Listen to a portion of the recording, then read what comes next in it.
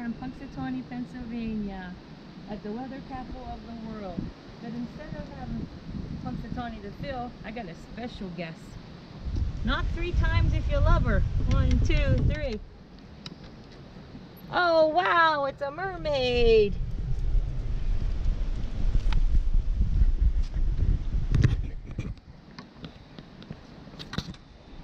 Okay, so up we go.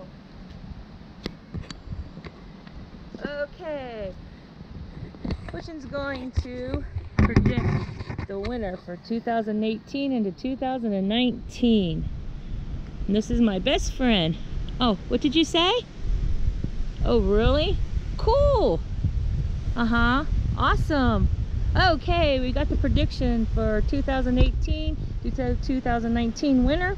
And she says it's going to be a quick moving winter so we can get back in the ocean and have fun and be mermaids, splishing and splashing. See you next spring.